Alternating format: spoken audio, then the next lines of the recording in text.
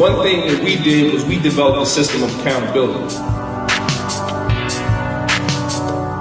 If I was using the term slipping, I commonly see it in prison that people just lose it. One day they go in the cell, the next day they come out, the hair ain't combed, they got the shoes on the wrong feet, they done lost it.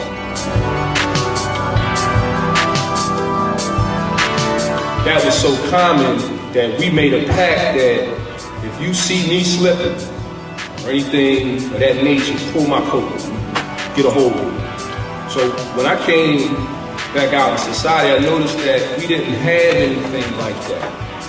Anthony and I spend countless hours going across the city, meeting with other returning citizens who share our view, and there are many of us.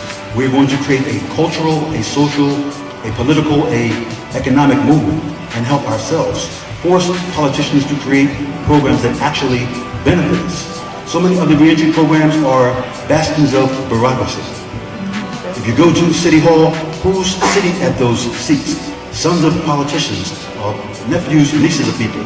They aren't returning citizens. They were never on a cell block. They don't know what we went through. So why are they determining how our lives function? You know, we got so many programs in these communities, but the crime just continues. It keeps going up, and they go into jail younger and younger. So when I met John Dye, I met him at a meeting, and we shared a lot of the same philosophies. And what we want to do is actually solve problems and not just affect a guy here, a guy there. Everybody can point to a success story. But what we want to do is have change on a mass level. And one of the first things we had to develop was trust so that we could begin to cooperate with each other, and then accountability. In my travels through life, I worked in Concerned Black Men, which was started in Philadelphia here, but we had a New York chapter, and so we started working with the community. And I started working with people that had been in some troubles, and so I always wanted to say, I always wanted to help out some kind of way. And then when I got in touch with the batteries, which was by accident, I said, well, I can get these guys to work. I mean, people always feel better when they're working. Even the guy that breaks into your house, he feel better after the break-in. He have the stuff, he's counting the goods. But when he have a job, he's always feeling good. So we'd rather have him have a job. One of my fears is this, that because I have a police record, but I'm qualified to do some things like truck driving and business stuff. I'm qualified to do a lot of things. But one of my fears is when they look at my police record, I have it from the whole spectrum. I have a burglary, I have an aggravated assault, and I have a possession. So, and my question to you is, how do you overcome that? No. Now you have to be able to deal with the no's. When you go to ask for something, they tell you no. You got to be able to deal with that. When you got out, how long was it for you to find a job? It took me 9 months. He found my job.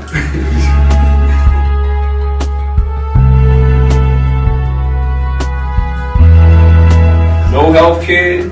I mean, it's impossible. It's hard to find jobs. Yeah, just getting basic stuff.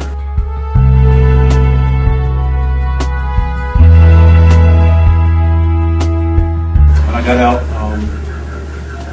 I earned my social security while I was inside, and I was fairly articulate and focused on what I wanted to do.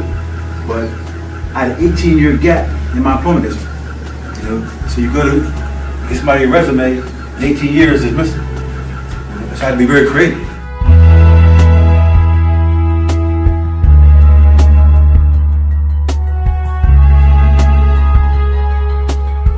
Returning citizens, the statistics say that there are over 200,000 of us in the city of Philadelphia,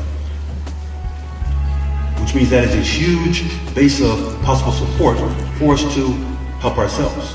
So we talk about voter registration, political education, because with those kind of numbers, we should be controlling every city council seat in the city of Philadelphia. We should be electing the next mayor. We should be influencing the race for government. We should be running the city. In the city of Philadelphia, only 11% of people vote. Mayor Nutter won with 110,000 votes. There's over 200,000 of us. We're always asking for more programs, more this, more that. We need to be demanding this by the weight of our numbers. The only way to do this is to organize across the city.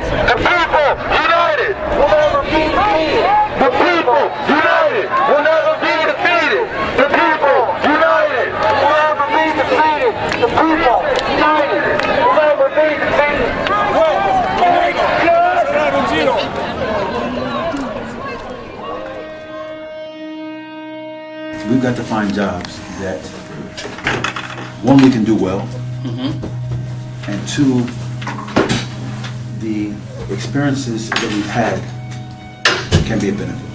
Now, we have a proposal into the city for guys who are returning citizens to mentor kids in the neighborhood. Why? Because kids already look up to us. In the black community, going to prison is a rite of passage. It really is. But it's not a badge of honor. Who better to mentor young black men in the neighborhood who are going to go through that same experience if they don't wake up? So since we're already respected, they call us OGs. That's true. Yeah. I get that all the time, and I understand the respect level of that. It is. That's a sign of respect, and it's respect that is due. Sure. So if we tell these young people, look, this is a reality.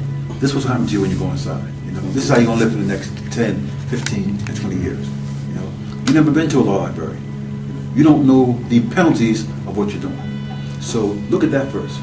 You got young brothers standing on the corner, selling rocks, or they're the men behind that, the corner action, and they've never investigated the penalties to what you're doing. It doesn't make sense. Right. At least be aware of what's going to happen to you if you engage in a certain level of activity. So one of our jobs is to educate people as to the reality of how the system really works. In regards to life sentencing, in order for you to have a mandatory minimum sentence of life without parole, you have to have a prior homicide. Now that's according to the statute, but according to the mandatory minimum actual document, the sentencing structure of mandatory minimums in the Commonwealth of Pennsylvania, it does not say that you have to have I had the 9715 is in the mandatory minimums. That's where it came out of. 9712 through 9719 are the Judicial Code mandatory minimum punishment. It was created in 1982. Stay tuned for more dynamic processes to come.